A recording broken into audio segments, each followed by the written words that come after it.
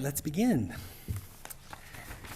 Welcome to the Thursday, August 7th Finance and Budget Committee meeting for the City of Ojai. Ms. Cervantes, would you have the roll call, please? Of course. Clay Creasy. Here. Renee Roth. Here. Kim Meng. Here. Mayor Andy Gilman. Here. Steve Olson. Here. Ben Harvey. Present. Christy Billings. Present. Thank you very much, and please rise if you are able and join me in the pledge. Ready, begin. I pledge allegiance to the flag of the United States of America and to the republic for which it stands, one nation, under God, indivisible, with liberty and justice for all. Thank you. And may I have an approval of the agenda, please? I'll move to approve. Thank you. Second. All those in favor? Aye. Aye. Objections? Great. So we'll move on to public communications, and I have Leslie Rule. Could I just ask one question? Yes. The last time we were here, we had to leave early and get out by 5 o'clock or 4 o'clock or whatever time. Do we have a time crunch on this meeting? Yes, 5 o'clock because there's a meeting right after us. also. Okay, I just wanted to verify, so we have an hour and a half to do everything. Correct. Okay, very good. We're gonna have time to spare. Okay. Just if I could, to address the member's concern, that could be a future agenda item discussion. If the mayor wishes to put that on the agenda, we can look at a different day or time. If that pleases the members, we can do that. Is meeting earlier an option? Consider that, because this is a little crunchy. Okay. That's a lot of Sure. things to address. Another option is the frequency of the meetings we can look at too. Okay, Yeah. thank you. Or both. Ms. Rule? Yes. I wanted to let you know that I think Bill Miley is also going to have a general comment. Okay. So just as an FYI. So too, yes. Good afternoon, Mayor, Chair, and committee members. Council Member Rule here, providing an update on the Byrne legal case. Plaintiffs David and Vicki Carlton Byrne, Drew Mashburn, Jerry Schwanke, Douglas LaBar, Leslie Ferraro, and someone else that I forget, versus me and I want to give this to you for budget planning purposes. The appellate court reversed the trial court's ruling on our behalf, our countersuit, but made no determination on the court's finding that I had not violated the Brown Act, which we can assume stands. In plain terms, the legal battle continues, which means that legal costs continue to accrue. We are appealing to the California Supreme Court, the same step the Byrne Group would have taken had they been unsuccessful in their appeal. They are also challenging a finding of the appellate court that we will have to answer as well. As of our last accounting, prior to the Supreme Court appeal, legal costs approached $375,000. I'll let you draw your own conclusions about the trajectory of those expenses.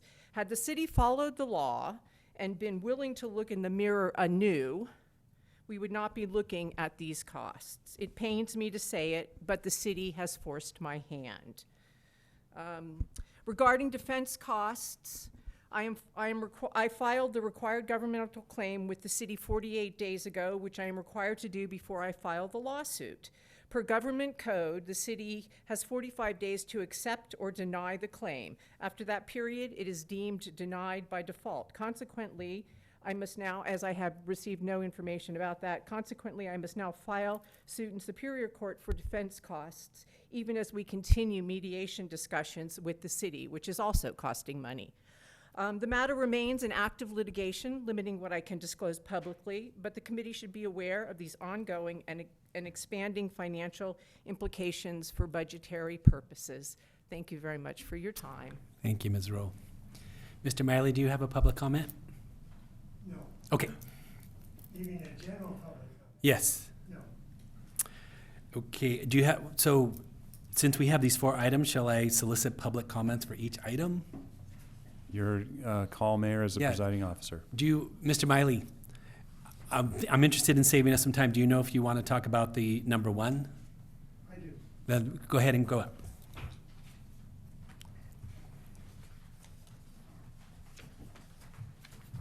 Actually, sorry, Mr. Miley, let me just go to the consent calendar first. So do we have an approval on the minutes from the Finance and Budget Committee from June 5th? I move to approve. Thank you. Second. All those in favor? Aye. Opposed? Wonderful. Thank you. So we'll move on to number 1, proposed financial policy. Mr. Miley, please. Don't you want to talk about it first? I would recommend, Mayor, that you allow the finance director and Okay, the sorry. accounting manager to give an update. We could then field questions from the committee. Thank you very much. And then if you so choose, we can go out to public comment. Absolutely. Thank you. Thanks. Good afternoon. Members of the committee, we have before you a proposal to have what's considered a financial policy that states that we will ensure that all policies are reviewed at least every 3 years, with the exception of the investment policy, which is required to be reviewed every year.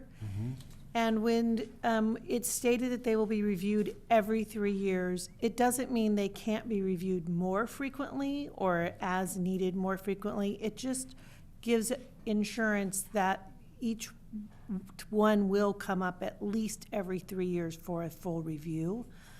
These policies would be gathered and included as part of the budget process.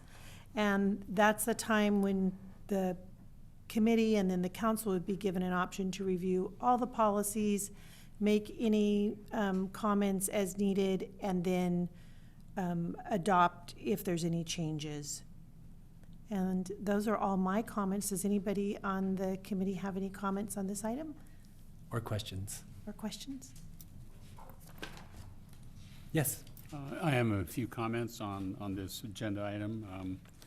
Number one, I think the status of this proposed policy as an umbrella policy is somewhat unusual. And typically when I have had policies in the past, embedded within the policy is a statement with regard to the frequency that it should be reviewed. And so I frankly don't think that an umbrella policy that really just speaks to review cycles is that useful per se. And I understand the desire to have something called a financial policy so that we can check that box for purposes of submitting this overall package of policies for the governmental organization's review. Strictly for the budget committee, I don't view that as being that useful for the city per se. A couple other points I would make. I think that the once every 3 year frequency is for budget committee review should in fact be annual. That's the same frequency that in theory the city council would be reviewing it, and in theory I can't understand why the council would not want this committee's advice and counsel as they themselves have to review it. And so I guess in sum, I'm not really convinced that we need to do this, but if we did it, I would certainly amend it to call for annual review as opposed to once every 3 years. Those are my comments. Just one question. When I look at page 3 of the administrative report for this first item, the third paragraph under discussion, a proposed financial policy is required to be adopted budget document to obtain the Distinguished Budget Presentation Award. I'm making the assumption that, I'm using Mr. Creasy's language, that this sort of policy seems like a standard, at least if that's an item that would be necessary to get this award. Is that correct? It's a standard that I have seen at other cities. It is possible, as Mr. Creasy stated, to place it in each document's policy, but that's a matter of then going back to all the policies and amending it to add that. This way it's just umbrella added, and it states how frequently. What they're looking for is that we have established a cycle to review the policies on, that, so you're not getting stale dated policies that were written in 1995 and never amended. Thank you. Any other comments before we go to the public comment? Yes, Ms. Roth.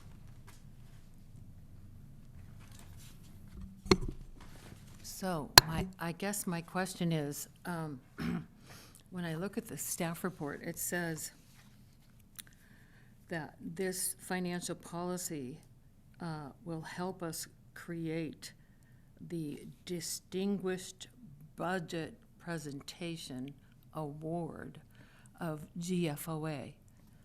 Now, my understanding is that Distinguished Presentation Award has to do with how you manage your finances. It's not just about the timing of when you review the policy.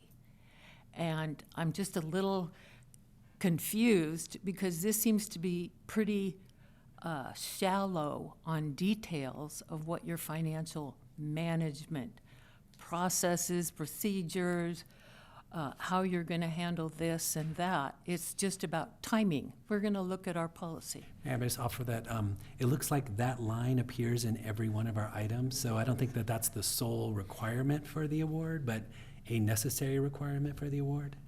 So okay, yeah, and I get that. Oh, okay. But I'm just wondering I tried to really find out what is a proposed financial policy, and I looked at other things that would have contents of your financial policy, and it's much more than just the timing of when you review it. So, so what am I missing? Are there other things coming? Are we going to Well, I review think- other things as well? If I could jump in. Please. Okay, This is not an easy button type answer, Yeah. right? The city's financial policy is actually comprised of many different layers. And Right. it starts at the city council, who establishes, the goals and the tactics that guide the city, and then the direction that they provide to staff. So we have many things that guide our finances. One of the things that we want to accomplish is we want to better professionalize our organization, and we want to recruit and retain professionals at the highest level. And one way that we're able to do that is by ensuring that our finance department has the accreditations that are necessary in order to achieve those top-tier candidates. And as we speak, we're recruiting for a finance director. It's open until the end of August, and there's a detailed recruitment brochure on our website if you want more information about that.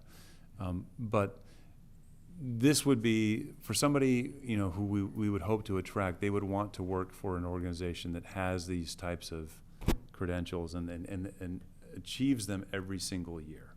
This is one of them. The ACFR and the CSMFO accreditations are the other side of it. So this is just a small part. And yes, it seems procedural, and yes, this seems like only a timing issue, because it is.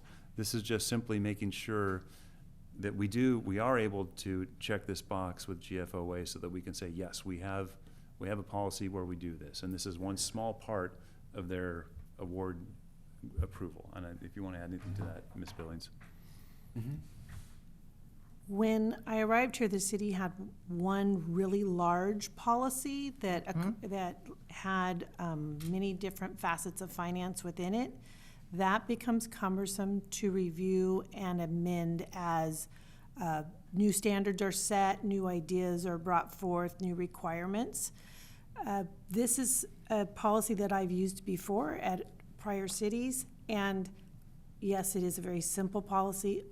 It is as simple as it seems. It's just stating that we want to ensure that at least every 3 years, all of our policies are reviewed, with the exception of the investment policy, which is required to be amended every year or reviewed every year. We included in here that the process should be that all of the policies are included in the budget review process, which this committee does participate in. You're the first to review that budget, or during the cycle, you guys are part of that review process. So this just states that we want to make sure they're all reviewed. It answers a question. You don't have to remember every single time you write a different policy to put it in there.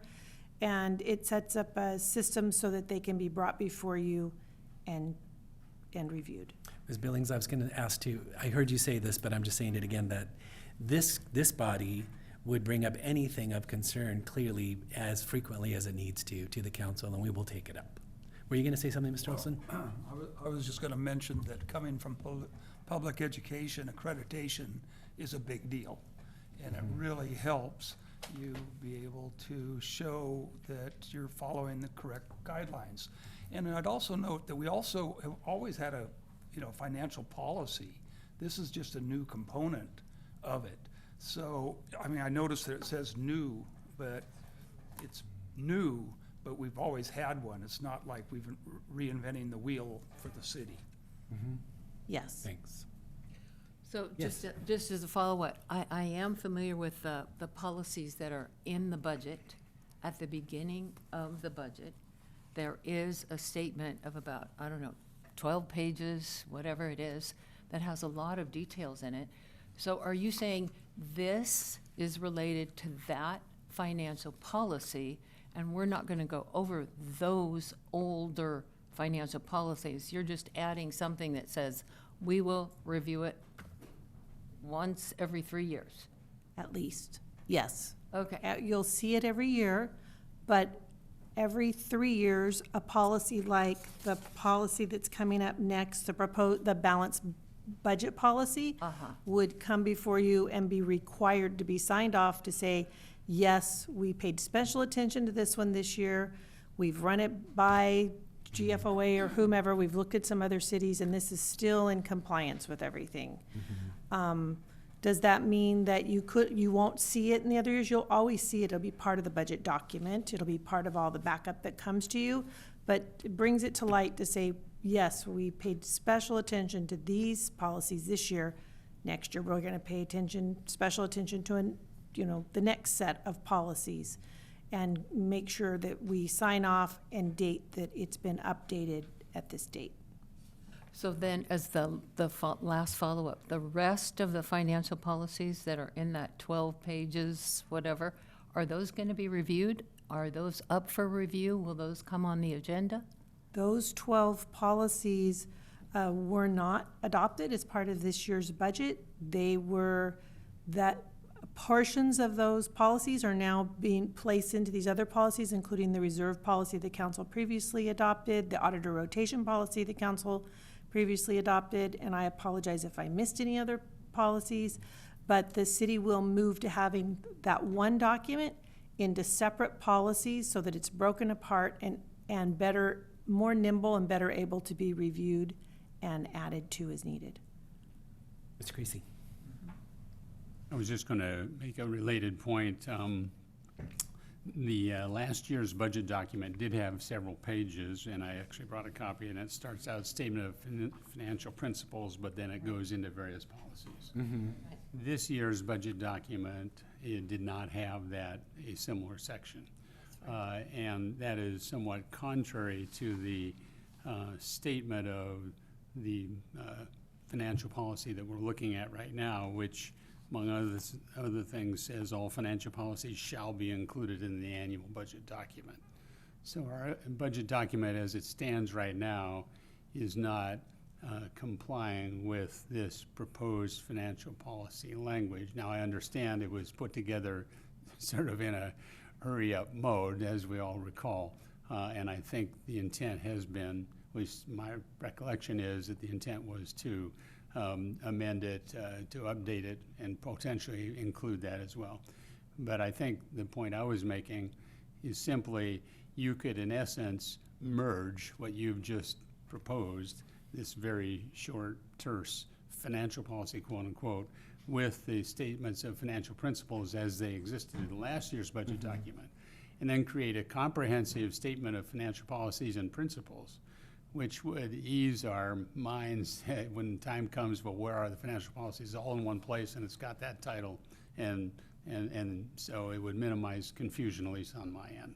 So that was my thought, and I would propose that we might want to consider that as a way to sort of merge these two streams, and I 100% agree with the desire to become accredited and have whatever imprimatur is nice to have to attract high quality talent. No debate about that whatsoever. And yes, finance staff is working to take a new budget document. We'll have it put together and presented by the end of September. It will be produced. It will be going out for review to an organization called the California Society of Municipal Finance Officers, which is the it will be for the California Budget Award. It's actually more, I like to consider it more of a certification. It's called an award, but, and hopefully we'll be able to obtain that this year. Their guidelines are a little less stringent than the National Award, which is your Government Finance Officers Association that's referenced here. And that's a goal that the city should continue to work towards. And I know that that is Mr. Harvey's desire to continue to improve upon that. But we have to take baby steps. So I think we should start with the California Award, get that obtained, and then move on to the broader GFOA Award. And I will clarify that this award is not for the best budget in terms of a city that's maybe bankrupt or a city that's not bankrupt. It's not saying how your finances are, but it is saying, it has a checklist basically for the city to work towards that guides us in making our budget the most transparent document that we can, and also preparing us for if we ever needed to go out for any debt. Sometimes when you go out for grants, they're looking and asking, do you have this, do you have that? Standard & Poor, Moody's, they all have checklists, and they include these policies. And how am I familiar with that? Because the last city that I served at for 15 years did not have any policies when I arrived. And so we had to start in this same very format of breaking it out and putting the policies together. Did they have procedures that they were doing? Absolutely. Did they have standards they were following? Absolutely. And so does the city of Ojai. But had they been formalized? No. So that's what we're working to do, is to give you some formal guidance and try to go into best practices. Simply, you can find policies that are much more detailed, but I don't think we need to mirror the city of Los Angeles. We want to mirror more the smaller cities in our area. I would look to the city of Westlake, Village, city of Calabasas, city of Agora Hills, only because they're similar in size to us and stature, and I think that that's who we can try to best emulate. And they're well-run. And they're well-run. And not immediately, at some point, Ms. Rule and Ms. Roth, other people have mentioned this too, but at some point on our website, what I would love to see is a very interactive way of looking at the budget, so you can extract a policy or look at a line item, look at past years and compare. A PDF that's 200 pages is too much, right? We all get that. So some way that, and again, that's not a first priority right now, but at some point it would be great to have to say we're as transparent and navigatable as we can be. And if you look at City of Calabasas or City of Westlake, I believe they both have that in place. Yep. It is a little bit staff intensive in the beginning, I will admit, so I think priorities currently are to get us up and running, but that's a really good idea, and it's something that the city can easily obtain. We got to get that foundation in place before we layer on the extra. We did it privately and at a former employer, and it was wonderful that everybody could see your budget, essentially, minus salaries, let's say. But it was so great to see. So I highly advocate for that. But let me go to Mr. Miley. Please come up. Could I just ask a follow-up then? So as a follow-up, are we going to, I'm looking at the 24-25 budget right here. And at the very beginning of it, page 11 of 183, Statement of Financial Principles. Are we going to be looking at this document as well? As Clay was saying that the 12 reserve policies in here, are we going to be looking at these other items? Just as a point of clarification, moving forward, are those policies going to be up for discussion at some point in the future? Some have been already. I know some have been, and they're breaking them out. I get it, but Yes, the policies, that one policy that's in the one document there is not going to be done that direction, but is going to be done within the smaller policies. So All those policies will be included in the document as you get them adopted. So when will those be provided and reviewed? We've already presented several of them to the city council. Here's a few more that we've presented.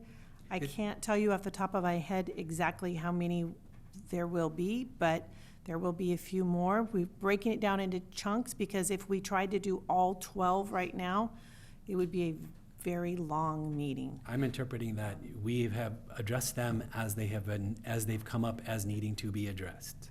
Okay, and so the budget committee doesn't look at those afterwards or before?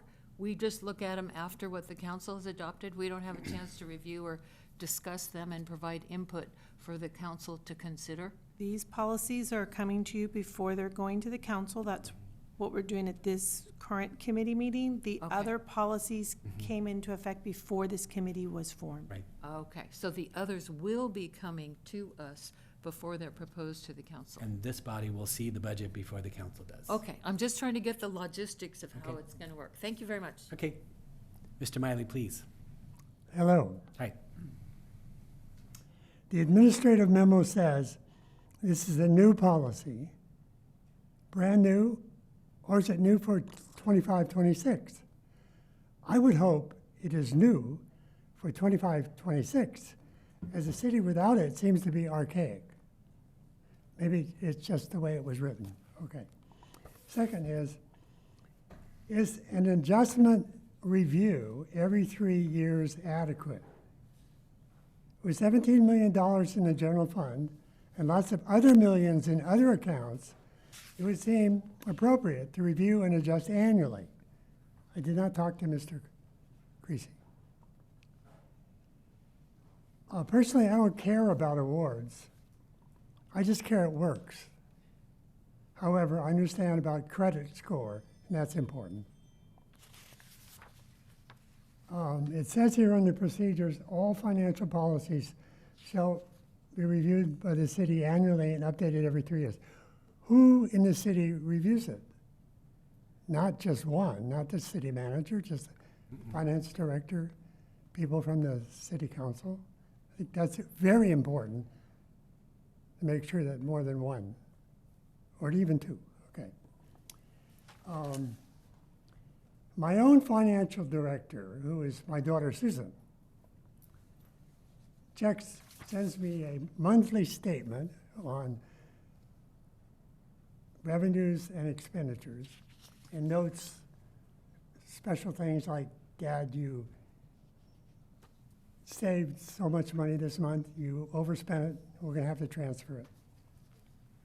And then she also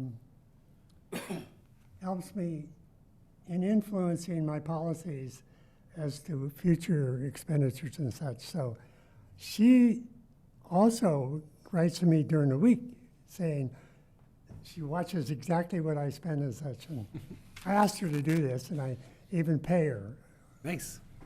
about 4 times a year. Anyway, okay, so that's all for now, except I sent a comment to your meeting website. The first one inadvertently got posted on the council website, so they got to read that.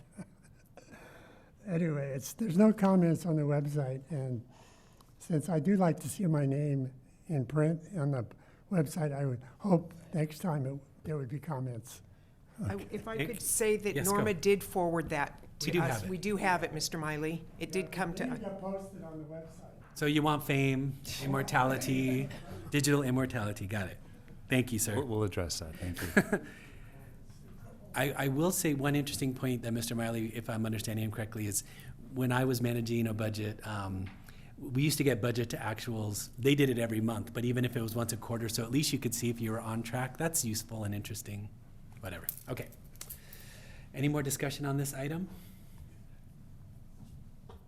And I'm hearing you, Mr. Creasy, you're saying 3 years seems like too long on some, and what I'm hoping is that if we see things here or we see things in the council meeting and I'm hearing the full authorization, we can review them as often as we need to. So I don't personally feel an objection to the 3 and 1, but I'm open to my colleagues here. Well, I think our mandate certainly allows us to jump in at any time we think there's a issue with a financial policy or a lack of a financial policy. So I don't think this is a constraining thing. Okay. So in that sense, I don't have any trouble allowing it to go forward. But I do think, and per Ms. Billings' comment, I'm looking forward to seeing the amended full budget document. And I assume that that will put a lot of our issues to rest. That sounds good. Thank you. So do I have a motion from anyone to accept the proposed financial policy number 1? I'll make a motion to accept. Thank you. Second, anyone? Second? Okay, all those in favor? Oh, let's do a roll call, please. Thank you. Christy Billings, Yes. Ben Harvey, Aye. Steve Olson, Aye. Mayor Gilman, Yes? Councilmember Mang, Yes. Renee Roth, Yes. Clay Creasy, Yes. Thank you very unanimous. much. Can I just make one note? Yeah. I appreciate you doing this because the last financial policy, nobody seems to know when it was adopted. Nobody seems to know who adopted it. I've asked several times, and I remember Ms. Greer saying, I don't know, 15 years ago. So I understand the timeliness part of this is essential, and I appreciate that, getting the updates in there. Thank you. Thank you. My feeling is we're growing up. That's how it feels to me, which is great. Okay, so let's move on to item number 2, the proposed balanced budget policy. So this policy is it really defines how the city defines a balanced budget. It's a definition that says, in long story short, operating expenditures should equal or operating revenues should be greater than or less than your operating expenditures, and your operating expenditures are your day-to-day expenditures. I don't think I have to explain it to this crowd. And then you still have a balanced budget, though, with that use of your reserves, such as being discussed this year for things in the general fund that we're thinking of planning that would be over and above our annual revenues, but they're for one-time expenditures. Things that are not going to have to be ongoing supported, because you wouldn't want to support those ongoing expenses with your savings account. And it just gives the city a definition of how they view that, and it, again, is something that is being required as part of a certification, and it's because they want every city to have stated, this is our definition of what's a balanced budget. So does anybody have any questions or comments? Anyone? Yes. Couple comments. Number one, I don't think the balanced budget policy is additive to the financial control of Ojai, because I think our general reserve policy is more overarching. And we all know from an accounting point of view what a balanced budget is. We don't need a policy to remind us when A equals B. The quibble I would have with this policy, if I just said, okay, what the heck, ignoring the fact that it's redundant, I'll still accept it. The definitions of one-time and non-recurring are extremely squishy, and we all have heard that the only two things that are for sure are death and taxes. Every expenditure that the city makes, in theory, is non-recurring and one-time if we choose to make it that way. So I think this, again, it may check a box for somebody, and if it's a box that needs to be checked, well, we've all checked boxes at some point in our life, and, you know, we get over it. But to spend much time worrying about this, or even worse, to actually take a bunch of council time debating whether this budget is balanced or not, because is legal expense one time? Well, it's just a single case, but it sounds like life is a unending stream of one-time expenses. So I don't want to handcuff the city council, and I think the general reserve policy is a much more insightful, definitive, useful control mechanism, and to the extent that this could dilute it, that in my view might be a problem with it. But those are my thoughts, Mayor.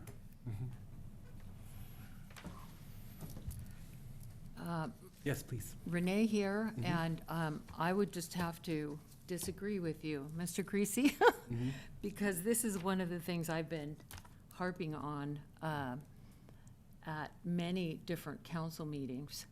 And what I find missing here, if you go look up what this is attempting to address, they're saying that there's a certain structural type of budgeting that should be followed, and you're required to follow that. And those requirements set forth when you have additional reserves above and beyond what you estimated your revenues to be. There's a hierarchy of how those reserves are supposed to be used. And it's very explicit in the legal GFO language. And this is kind of simplified in simple man's term. And if you look up what the GFOA, GAAP accounting, whatever the regulation is, do you know what I'm talking about? Would you substitute supposed to be used to can be used as? That's the would make more sense to me. In other words, when you look at, I'm looking at page 6 of the agenda packet here. I don't know. Oh, sorry. Okay, page 6. Well, I'm just trying to respond to what you just said. Okay. Beginning fund balance can only be used to fund capital improvement I'm plan sorry, project. I don't, okay, on the bottom of the page. Okay, beginning fund balance, okay. I'm on the agenda packet, page 6 of the staff report for this item. Beginning fund balance can only be used to fund capital improvement plan projects or other one-time non-recurring expenditures. That's what I thought Mr. Creasy was replying to. So when you say there's a certain way that you have a fund balance that's supposed to be used in a certain hierarchy, I think the way that I would suggest is the ways that they can be used. So that would give some flexibility to the council in the way, for example, that we're using them. Can I interject? Please. Real quickly? Mm-hmm. There is another policy that the council has already passed, the reserve policy, which Right. I believe is included in the packet. Right. It is on it begins on page 11 of the packet, and this has the hierarchy that you were discussing. I believe this is the policy, Under this has 2. already been passed, it's on What page page are we on? I'm sorry. page 11 of the packet. Okay. I'm This trying to policy's follow already you been here. adopted by council. Page 11, fund balance policy. And it lists the hierarchy I believe you're discussing, the non-spendable, restricted, committed. No, This- I understand that, but this Okay. is totally this is totally different than those categories that you've already committed your revenues to. This is a totally different, what this is saying is if you estimated $10 million and you got $15 million in revenues, then that additional $5 million is not just held forever. It can only be used to do these 3 hierarchies. And you know what I'm talking about, Norma. You're shaking your head.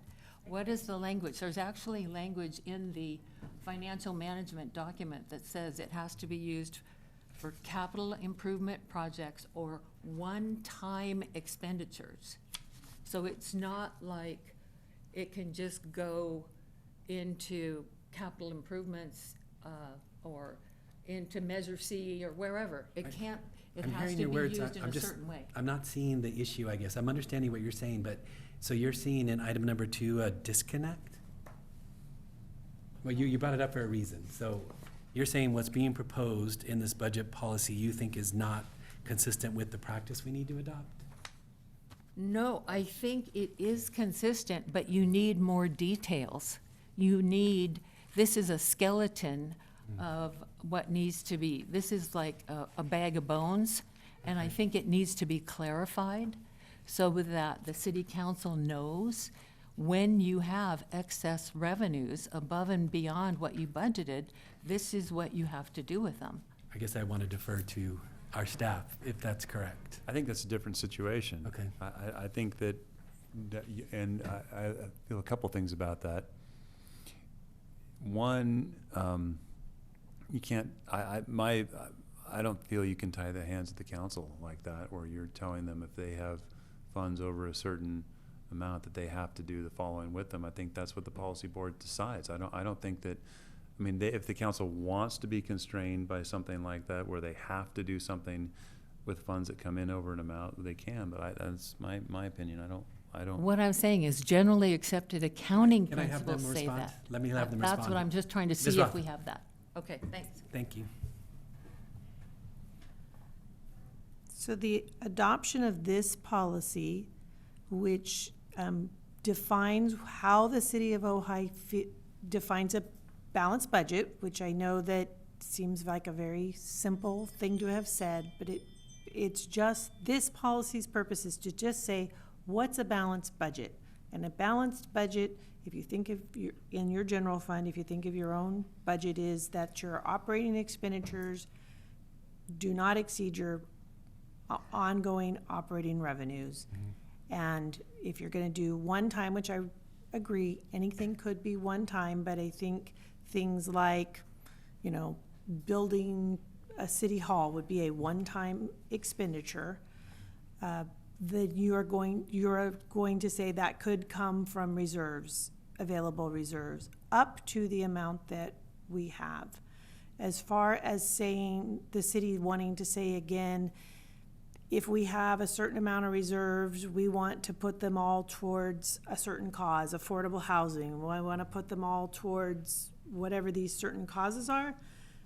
That is probably something that each year when the council does their budget, they might want to look at what was left last year and say, oh, we'd like to set up a reserve for this, or we'd like to move to that. But if you set it into a policy, then every year you're going to have to make sure you're still, the next council has the exact same vision, and that's where we want it. There are certain restrictions that are listed in the fund balance policy that is on page 11. Of course, we have things that are non-spendable, like if you have receivables for something, then you can't spend it, so you would not want to budget with that money.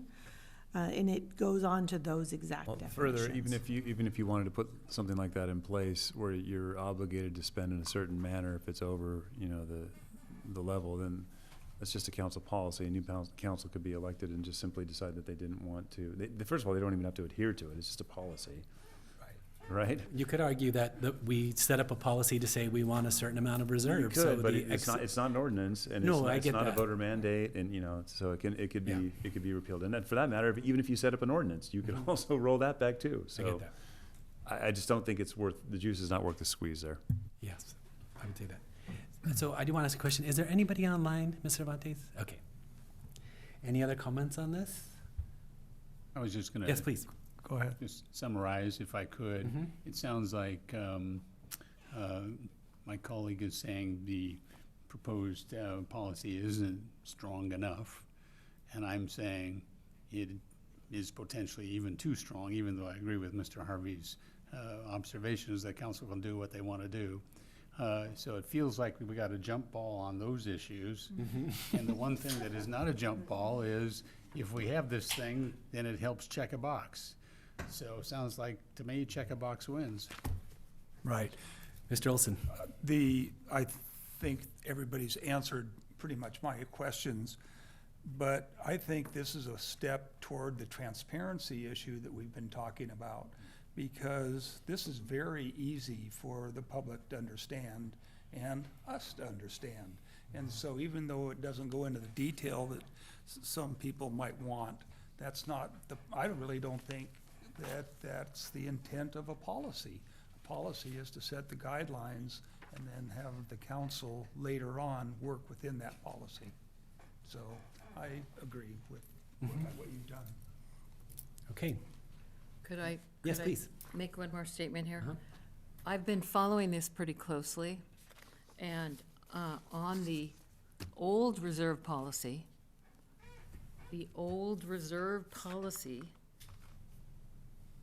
actually specifically says unassigned fund balances may be transferred to the capital projects fund. Mhm. That was left out of your proposed reserve policy. That was completely left out. And to me, I've always thought, in my mind, because I've read this for the last 5 years, any excess revenues above what you budgeted go into your capital projects fund. And now it's taken out of reserves, and now it's being put into a different section. If I might That is offer- fine. so That's good. the- I'm glad. no, I'm good. just The glad, I'm 100 saying I'm glad to see that. The 100% reserve that we have set out, excess of that, it certainly can go into a capital improvement project if that's what, and some of those are in the goals potentially. Some would be in more like programmatic expenses. So I think the flexibility gives the council some leeway in looking at its goals to decide where that excess of the reserve will go. Because there's still 100% reserve. So it would be above that. Does that make sense? Yeah, okay. So if you have an additional $5 million in reserves, you Well, don't. you're saying above the 100% reserve? Above the 100%, Mm-hmm, which we have some excess right now. which we have right now. I think Mr. Harvey calls it the delta. Mhm. The delta is a concept I've never heard of, because what you do is you have to put that money in a naturally occurring place, which would be your capital improvement fund. I Which would is quibble with where- you. Actually, I would say, no, you do not. Well, I'm just saying typically, because it's one Not, of your. not even typically. I would say you Because can, it's but it's one not of- even typical. Because it's one of your biggest expenditures in the One- budget. I would The quibble. roads, I would say- The road improvement fund, for example. I hear you. I would quibble with you, and the mayor, I think, said it best. It really all depends on what the council's goals are. And really, the goals, the budget is a spending plan, and it should reflect their established goals. And let's say that financial stability, and I'm not suggesting this would ever happen, let's say that's not one of their goals. And let's say, they only want to have one goal of fire hardening. They could take that entire amount and not spend it on paving roads and only spend it on fire hardening. And that would be a policy decision that the council could make. I'm not saying they're going to. But again, they are a policy board, and that is exactly what they should be doing. And so we don't tell them where they put their extra money. It is up to them to decide. Okay. Oh, my thought is what's going to happen probably, I mean, to be decided by the majority of the council would be, let's use the fire mitigation as an example. We will identify things that will become a line item in the future. And it's gonna come out of the delta, probably first. So we came into this midstream, in my view. Like, we started this and we didn't have a lot of time, so I hope we could see this as the model for future years to say, this body sees the budget in much more detail, we look at the policies, and then we see these were goals. Fire mitigation obviously is gonna be an ongoing goal. So that'll become a standard that will become part of the operating budget in the next cycle. Well, that's the other thing I Yeah. would like to suggest, is that maybe the extra reserves would be transferred to projects that are identified in the goals and tactics document. That's what we're doing. But this doesn't say that No, in there. I'm just saying that would be nice to add it, Okay. have something that, because I appreciate that Mr. Harvey is actually structuring your priorities and goals. I do really appreciate that. I don't, and you have a goals and I think priorities? we're and- doing what you're saying. Okay, all right. Okay. It just doesn't, this document doesn't say that. Well, So- I don't think it needs to.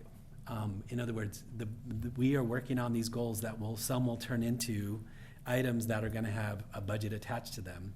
Then we will decide whether to do them or not. Some of them will become part of the operating budget in the next cycle. I would just recommend that they include that additional items that are included in. So are you Not making, brand new are you programs. asking that as a motion to add to this number 2 that you wanna propose? That your goals and tactics be used to determine where your additional funding goes? You seem to be wanting to have some language in there that's Capital not there. projects, capital improvement, one time, and projects that are in your goals and tactics. So that's a motion that you want to add that. I don't know, I guess so, I'm just wondering if it could be considered So or you just want added. it clear Yeah. when somebody else, after we leave this Well- meeting, if somebody grabs the document, Yeah, it's and they all- say it's tied to something else you've already worked through and defined what your projects are. Working through, that's the issue. Not worked through, working through. working. I know, you're working through them, I know. I think it's wonderful. So if that is a motion, then I would need a second to consider that. Repeat the motion. Can you say again what you're proposing? Or do you want to not? do you I not would wanna just like propose to it? make a motion Okay. that we add, under this policy, it's allowed for total expenditures. It says can only be used to fund capital improvement projects or other one-time and projects that have been adopted in the city's goals and projects or tactics or whatever you call them. I worry about adopted because that's past tense and they will not have been adopted yet. Well, however you want to, It's not however I want it is probably the way it is, not including that, but that would be my you want it to motion. be loosey-goosey and they can go, they can build the new city hall. In other words. Do you have an idea, Mr. Harvey? Where she Yeah, maybe so. Well, with due respect, I understand Ms. Roth's perspective. I think I've made my perspective known. So I'm not going to support the motion, but certainly this should play out and there should be a second and move forward. I'm not going to support the motion either. I think it's up to the council to make that decision on all this, because we're just an advisory council. I wouldn't want to put something in there that would maybe stifle what their possibilities are. Okay, Okay, got it. so then may I ask for a motion to accept the balanced budget policy? Second? Roll call, please. Mr. Creasy, Yes. Ms. Roth, Yes. Councilmember Mang, Yes. Mayor Gilman. Yes. City Treasurer Olson, Yes. City Manager Harvey, Aye. Finance Director Billings. Yes. Thank you very much. We'll move on to number 3, the response to City Council request from June 24th.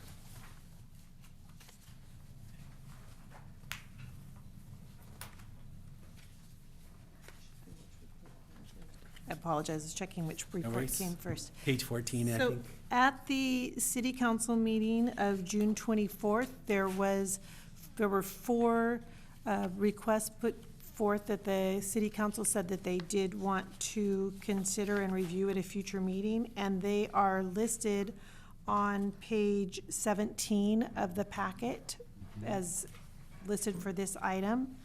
We broke those 4 down into 2 different items to bring forward because it was a lot to put into one staff report.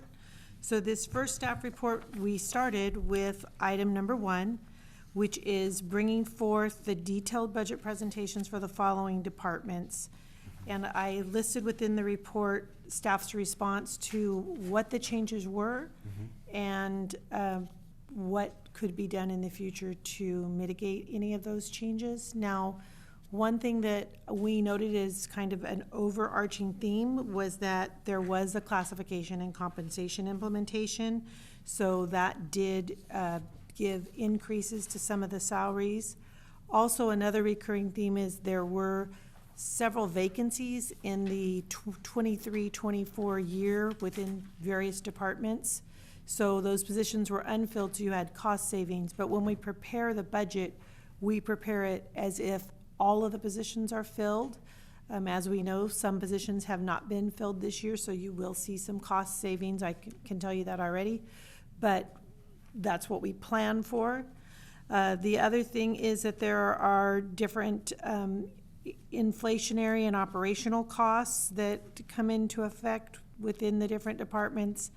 And finally, there was a realignment of many costs. So as the budget was prepared across the years, it seems that costs have been shifted according to who was the director of finance or who was the city manager and how that they wanted to see costs presented.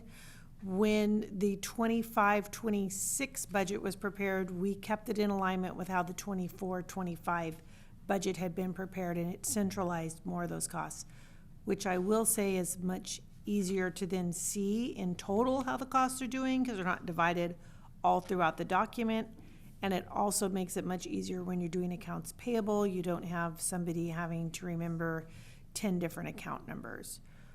What we have up here before you might not be the best presentation on the screen, but it is just showing the 23-24 budget, which is in the right-hand column, to the 23-24 actual to the 25-26 budget, and then that variance that is listed within the back here. For instance, you're seeing finance right there, and then you can see that it's a 59% increase, which is what was discussed here. It was just provided here in case somebody had a detailed question and wanted to see more information. That's budget to actual. Did I see that? Okay.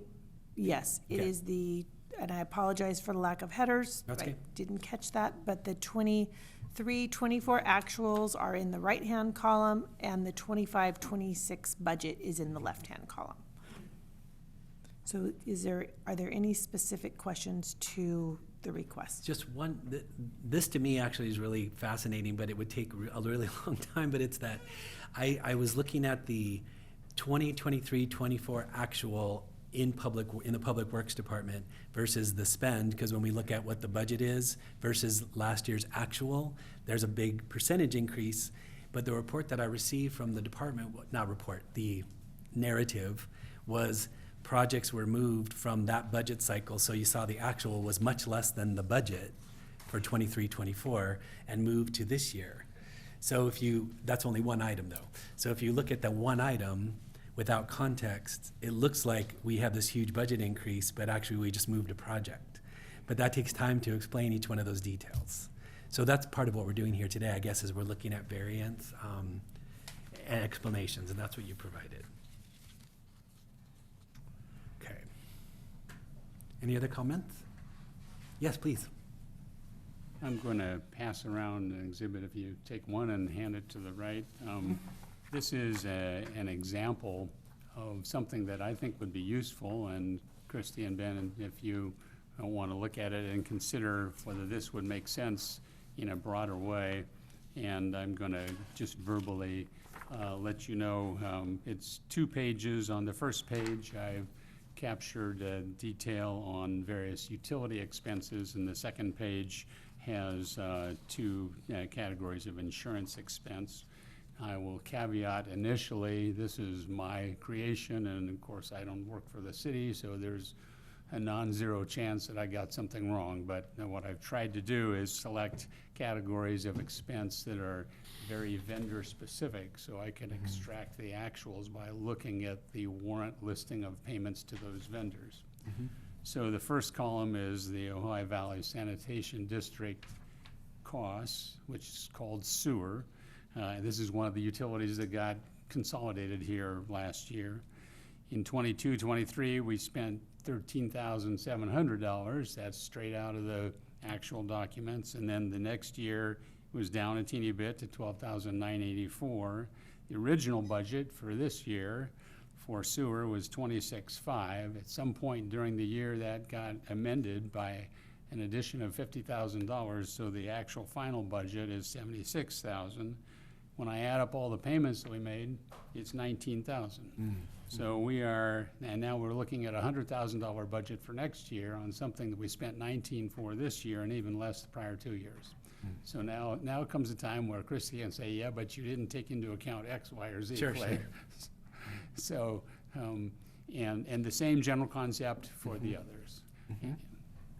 One of the things in our review that we are finding is that in prior years, expenses were not always coded to the account to which they should have been coded, so that does make looking at historical data a little bit complex.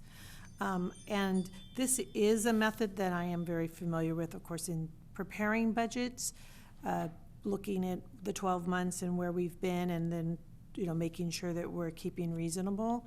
This year you had new staff in the finance department, which arrived right in the beginning. Many of the numbers were, well, all of the numbers were provided to us by outside departments or were already there and were just used from what we had as the budget. We did not have a lot of time to do historical analysis. So this is something that I agree the city will take pride in doing as we move forward. But for now, we've captured the numbers as best we could. And that's fine. Yeah. And you're already on record as saying we're gonna have a go-through, sort of a 1.1 budget in October timeframe. And so to the extent that some, discrepancies could be identified and then adjusted, the sewer thing looks like we probably got extra money in that budget and you can take that back down. The bad news, unfortunately, in my little mini exhibit here is electricity is going the other way. So it may or may not, when you add everything up, make a material difference to the bottom line. But certainly from a financial control point of view, and recalling that's our prime mandate as a committee, is to help the city council be confident that the financial processes here are under control. Budget variances are the primary mechanism by which financial performance is evaluated in a real-time basis. And if your budget is way off of what it should be, you rob yourself of that singular, most important mechanism to affect control. It is right that in past years, things get booked to the wrong account, and every accountant under the sun has seen that, and sometimes they actually did it themselves. So you can't just look at history and assume that it's dead nuts right. But hopefully we don't have too much of that going on. The other thing that historical analysis can do for you from a financial control point of view is it can highlight genuine areas of concern. And if you look at the second page, the general liability, which is California Joint Powers Insurance Agency, 2 years ago, we paid $144,000. This past year, we budgeted $238,000, but actually paid $327,000. The budget for next year is $295,000. I would bet dollars to donuts that's too low. The good news is you probably already know the answer because that one's already been paid. So anyhow, it's just for purposes of future budget committee evaluation of budget accuracy and adequacy and so on, this type of exhibit done for the material accounts would go light years to get everybody past this issue of who's on first and actually make, reasonable financial judgments for the city. I appreciate it. It sounds like, it seems to me that, as you have pointed out, as things get categorized correctly, we're almost setting a new baseline, really, of what we need to do going forward. That's how it appears to me. Yes. But this is very useful. Thank you. Well, if there were more accounts where the vendor was specific to the type of expense, it would be easier, but of course, that's where you guys come in. You know that way better than I do. Nope, excellent. I do have one public comment. I have two public comments on item number 3. Okay. Mr. Miley, please. Item number 3.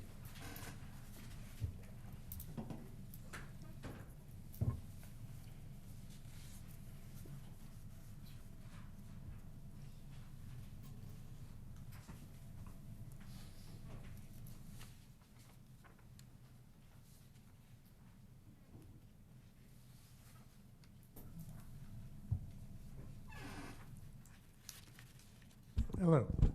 Hey. What I focused on was the comparative budget numbers of the departments 23, 24, 25, 26. Some obviously are very different. First one, non-departmental, I had no comment. Second one, Recreation Department Administration, $394,000 more. Wow.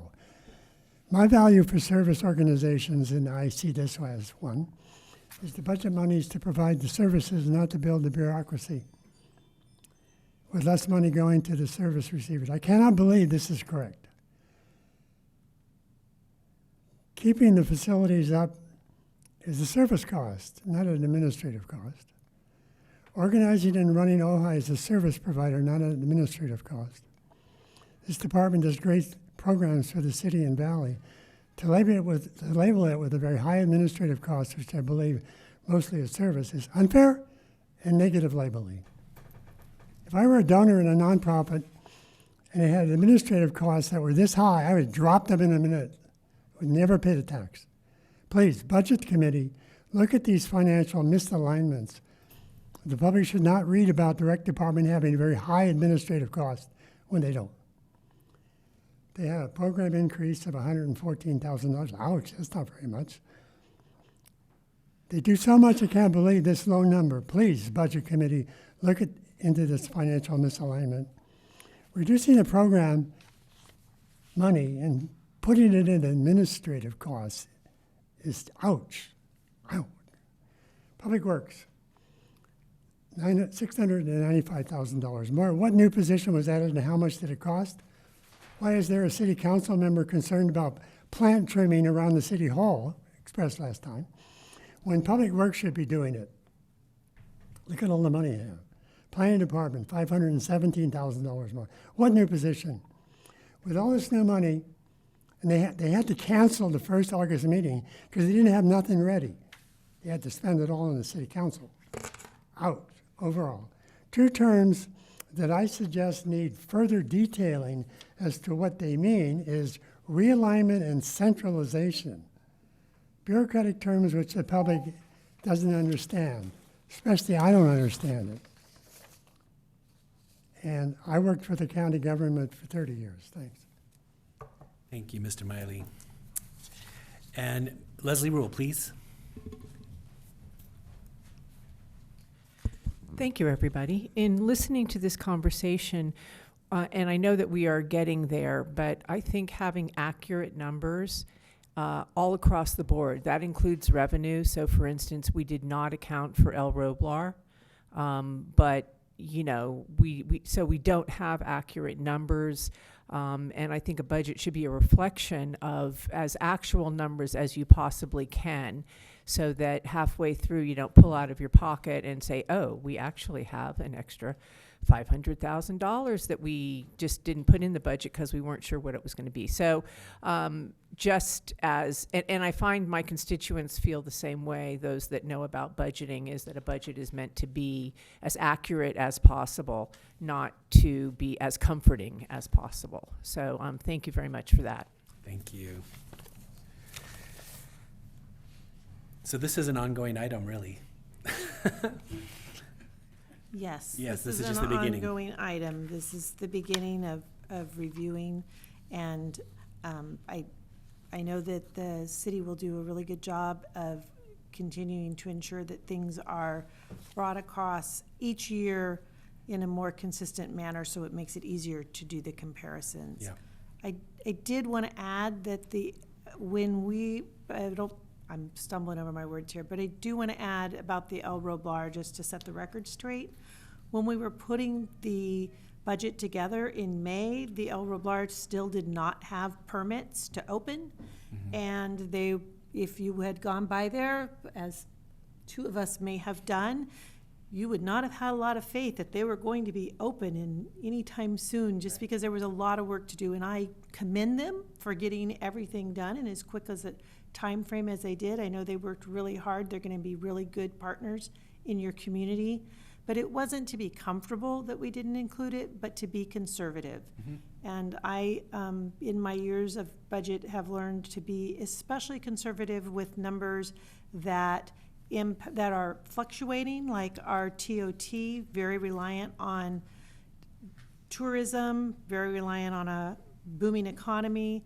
And so we wanted that number to be flat, to reflect not knowing all the impacts that are coming forward. Not to be able to say later, surprise, we have extra money that we didn't notify you of, but that's something that your finance director will be able to update you with as they see those returns coming in. Thank you. Yes, anything else? So Could I ask a go ahead. question? Sure. Could you, Christy, give us a better understanding of where you're at in upgrading your financial management, accounting, and budgeting software. Weren't you? Was there some kind of an upgrade or improvement that was being made to your software program, or however you do it? I have no idea how you do it. There was a recommendation to retain the software that the city has. So right now, staff is learning to better utilize the existing software. Which There- is called Springbrook. Springbrook? Springbrook. It was the one that was it was asked to be implemented before, but wasn't being implemented to the fullest extent. So the city had previously purchased it and had access to it, but they weren't able to bring it online. Is that correct? No, so this is enterprise-wide software that we use for all components of financial input and output. And what occurred was there are certain modules that weren't activated and or fully utilized. Does that make sense? So I get it. let's say you I had get it. an accounts payable module that was not fully activated to the extent that it should be, so that the tie-ins were there. That's just one example. So Is that currently in the process? yes, we have, if you go on our website, if you go on the finance department page, I'd like to call your attention. There's 2 reports on there. They're both from a firm called Eide Bailey that we commissioned. EIDE BAILLY. Eide. EIDEBAILY? I think there's 2 L's. Eide Bailey. Okay. Anyway, there are 2 reports, and one kind of lays out a roadmap of all the improvements that need to be made in the finance department, and that is kind of the roadmap we're working from to check things off, to bring ourselves up to snuff, if you will. And the other is a gap analysis of policies that need to be implemented. So this is also linked in our finance director recruitment brochure. We're asking those that are interested, hey, if you want to sign up here, we just want you to be well aware of what you're in for. Do you feel comfortable embarking upon this roadmap and making these things happen? Here's what we need to accomplish. And do you know when this software was purchased? And I understand It's been in place at least for the last, I want to say at least 3 years, maybe a little bit longer. Springbrook is a known, incredible software. Okay, good. One of the things that Eide Bailey pointed out when we brought them on board in '24 was, we had some that said, well, you should just wholesale get rid of this and get new software. They said absolutely not. The software is fine to use. What you need to do is better use it and avail okay. yourselves to its full functionality, which you are not doing. Okay. They had experts on staff that are very familiar with the software, that lead training in that area, and so we feel very comfortable that they know how we could better use it, and we're seeing that already. It does take some time. So they haven't educated the staff with the program? No, they have. They've been working with us. We're just not completely just not there where yet. you need to be. It's going to take we didn't get to where we're at, overnight. This has been just some neglect over a number of years, and so that's the path that we're on. It took a while to get there. We're going to slowly get back. So then it will continue. So like Christy, when you're gone, then you'll be, I'm sure you're trained in part of it or getting there, making progress? We just want to be supportive, you know what I mean? So Absolutely. if So this is- whatever they've done, whatever we could do to make sure that everybody's dialed in, I think. So that's why I'm really pleased that we commissioned this, because it is our roadmap, and also Eide Bailey is vested in this. They Right. they're available if we need to bring them on board to help with this. So I don't know if you want to add any. I thought the color report was commentary. really good. I mean, It's it thorough. was very detailed and, yes. I was going to add that actually Norma is much more versed, and I follow along with her in terms of using the software. And the staff is becoming better versed. We have HR has a component, and we have some training coming up for that. We have a conference coming up, which staff will attend to learn to better use the software. Thank you. We're working on our banking, so it's not just the software that needed assistance, it's also procedures, making sure things are, as we just discussed in this item, making sure things are coded to the right account numbers so you could do analysis and you're able to get good answers, and it'll help with your budgeting in the future. You'll have a better awareness of where you're actually spending. So I know that you've got a great staff and you've got good people in place. It's going to come together, but you got to start with the foundation. and build slowly. Thank you for that. So just as a follow-up, is there a budget module that can be utilized? Because after our last meeting, I did go meet with Norma, and I asked Norma how we could get a budget that would look more like all the other budgets I've seen every year. I've been studying city budgets, and from what I understand, nope. I just want to mention, so we have 15 minutes and one item left. So I don't want to stay here too long, so we can get through this last item before I'm we have just trying to depart. see where we're headed I with the hear you. budget and the preparation of it, Understood. because I'm used to seeing these kinds of outlays in So this. my proposal would be that we could talk about the kind of, what kind of frame or structure would we like to see the budgets come in and a future item, and spend more time on it. Okay. And that is something that, as I mentioned earlier, if you look at the CSMFO budget award or budget certification, it lays out the checklist for the different tables and items which will be included in the document. And we will have that together by the end of September. We're working on finalizing it now and then sending it out for publication so that we can produce a more professional document. So Thank we're you. working there. Thanks. And then just one last thing, because I know the city council doesn't get regular updates on their All I revenues want and to say though is expenditures. I want us to stay on track so we can get through the items that are I would just like to add, Oh. having an additional discussion about an ongoing report to the council Okay. about revenues budgeted, expenditures budgeted, and actual on a monthly basis. I mentioned it at the last meeting, but it never saw the light of day. So I'm just bringing it up again Okay. as something that I would recommend that might help the city council going forward. Thanks. So that would be, we could talk about that when we talk about new items after this one. Okay, so let's do number 4. Proposed budget and annual comprehensive financial report, management policy. So there were 3 additional requests on that the city council asked for staff to report back on. And they, again, are listed on page 20. That shows you items 2, 3, and 4. So I'm just going to summarize where we're at so we can get to discussion in a timely manner. Number 2, which is talking about completing the annual audit of 24-25 by December 31st of 2025. When I arrived here, there were no auditors contracted for fiscal year 24-25, so that was not taken to council until May of 25. When you do that, the auditors only have so many audits they can do at one time, and it's on that basis that Mr. Creasy is probably very familiar with. If you're the last in, you're going to be the last out. So our audit is not even scheduled until mid-November. And I'm trying to press the auditors for having the report by the end of January. You are going to have a change in leadership in the middle of this, and somebody that's going to have a little bit of a learning curve.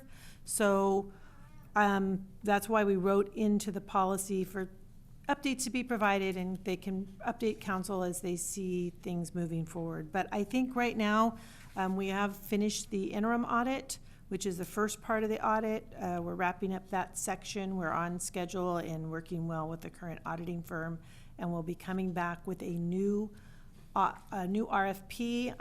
I will put that before the council, and then the new finance director will be here to choose the firm and participate in the audits and that, or not, I'm sorry, the interviews and selection of the firm.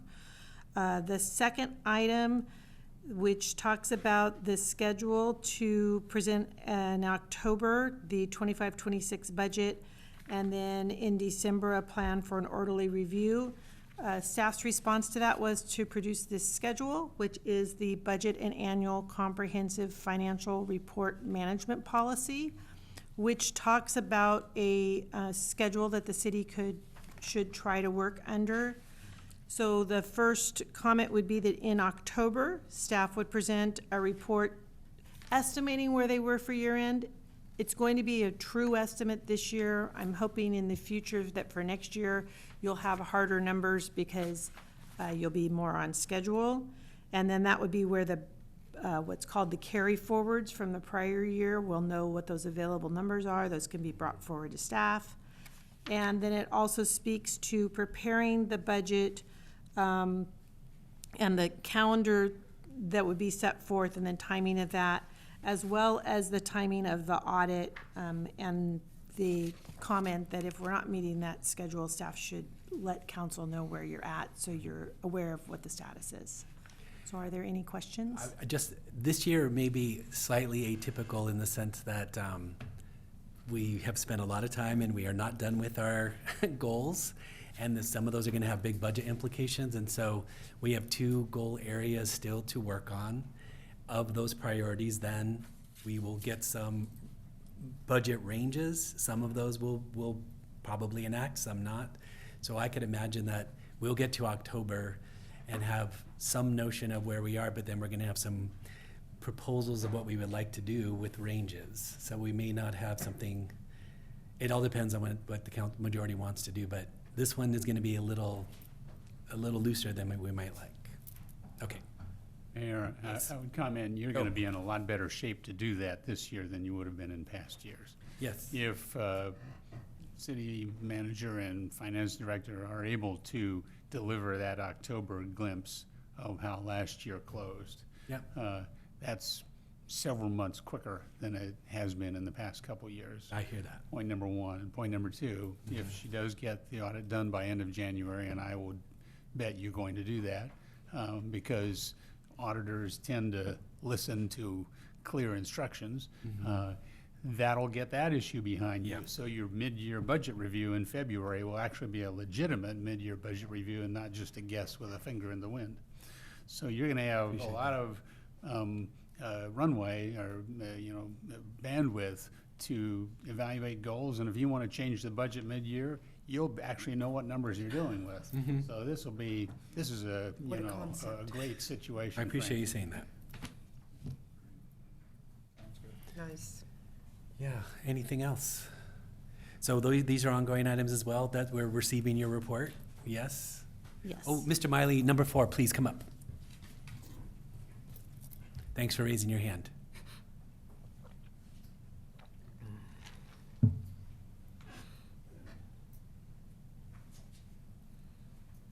Oh, hello. I only talk on these items so I can walk occasionally. Say that again, sorry? Sitting long as- He only talks, we have to get up and down. Ah, okay. I don't really have anything to say. Okay. Great, Budget management, Don't believe that. please. budget management policy. Considering city manager positions get emptied and filled, sometimes at length in short periods, I would think a second responsible city financial department person should be delegated to review and approve this budget management policy, like the finance director, just not the city manager. Please, Mr. Harvey. Yeah, and it's a great comment. I would just tell this committee and the public and everyone that wherever it says city manager, it's implied that it's city manager and designees, department heads and on down. And, mayor and the council member know, yes, I review things, but do I actually do all the work? Of course not. I'm leaning heavily on our subject matter experts to do that heavy lifting. So thank you, Mr. Miley, but yes, I appreciate that too. we definitely have 2 or 3 back in line. Any other comments? One Yes, minor, please. comment on the city manager authority to transfer funds during the budget year. I think that authority should have some sort of a limitation on it, on a single transfer as well as a year-to-date cumulative transfer. And the second thing is, I think that provision should have a reporting element to the budget committee, that if the city manager has moved money from budget A to budget B, he's well within his rights, given those limits, to do that. But we should be notified as a group as to what has changed.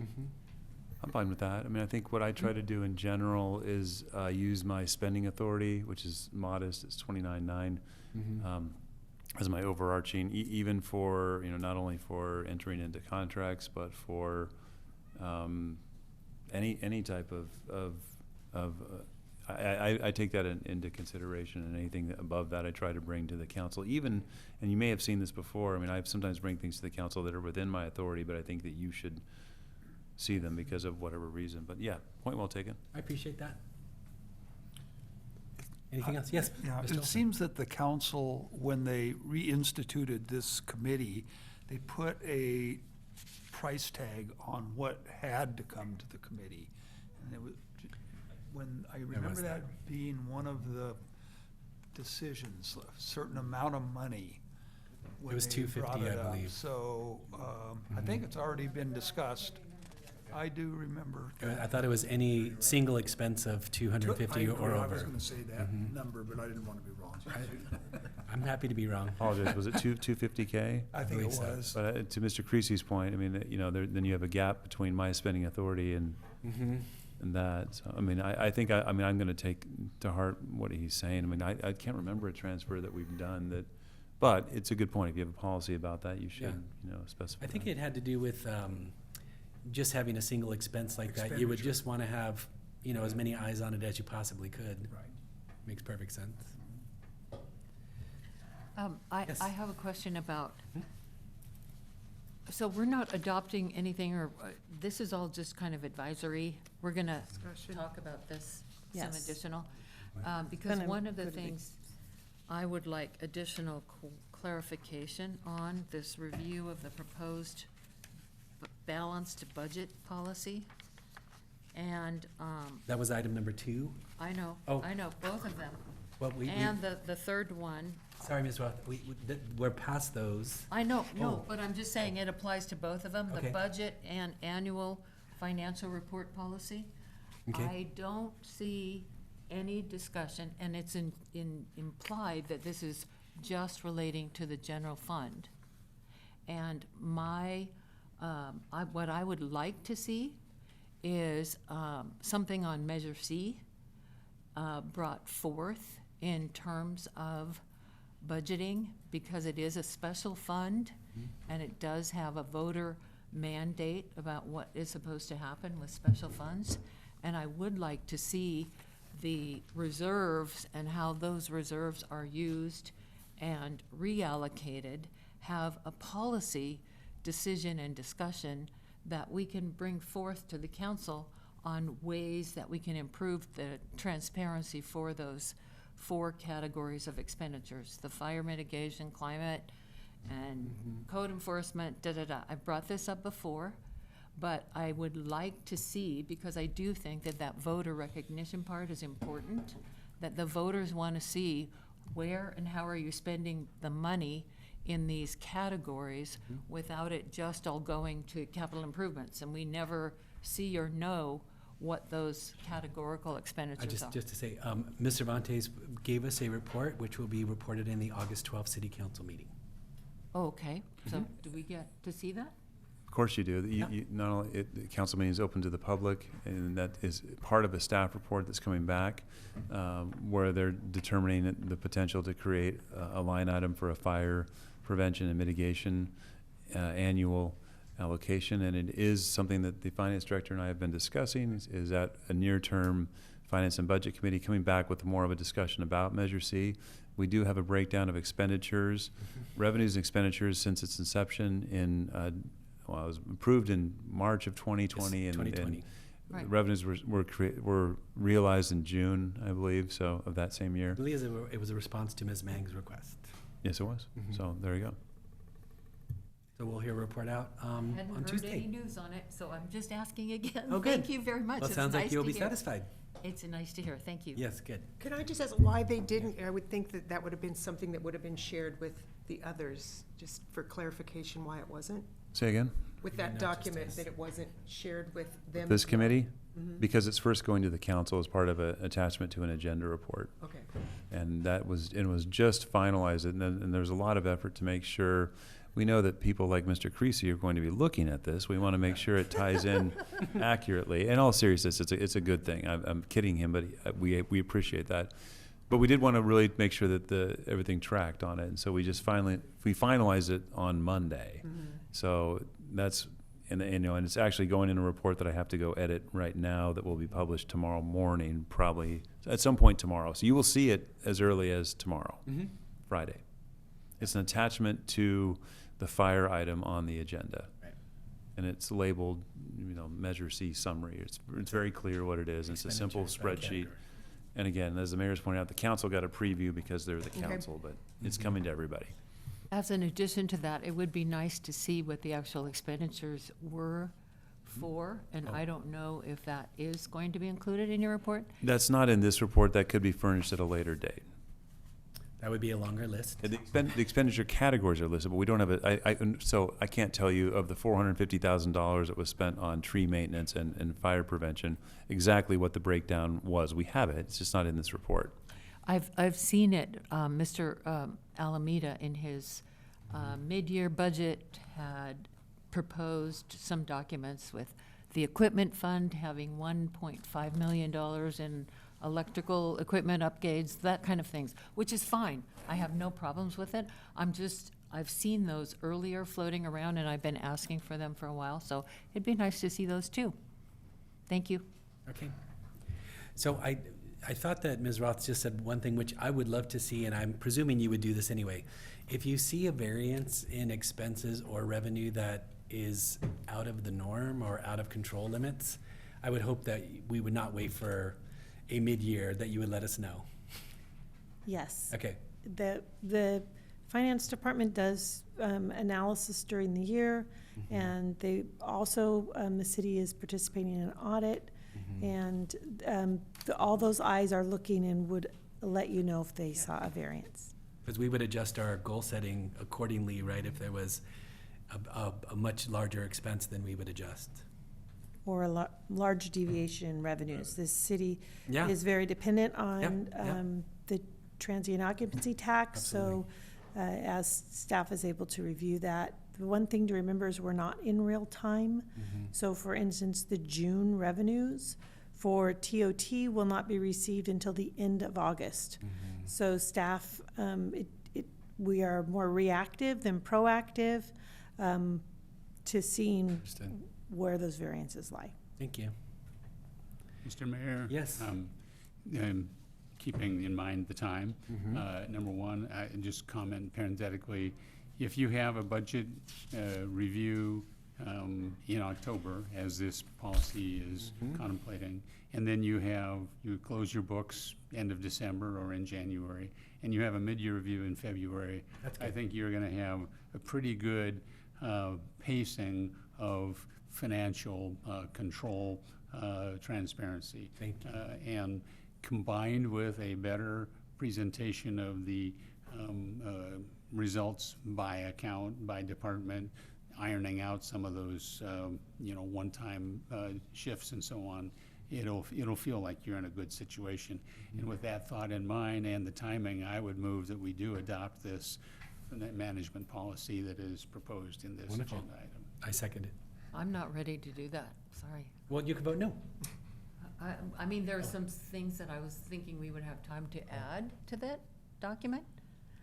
I don't Like think we're Measure gonna be able. C, like Measure C, kinds of a Oh. little paragraph about it and Yeah. what it is and how you do it and. Mayor, you've got a motion on the table. We do have a motion on the table, so we're gonna vote on that, but you can offer a friendly amendment. If it doesn't go forward, you can offer your amendment, but let's do the roll call on that, please. Mayor Gilman, Yes? Councilmember Mang, Yes. Ms. Roth, No. Mr. Creasy, Yes, Finance Director Billings, Yes. City Manager Harvey. Aye. Oh, you forgot the city treasurer? Oh, sorry. City Treasurer Olson. Yes. Okay. It's approved. So that's our last item, and we need to leave. So let me call the meeting to a close and adjourn.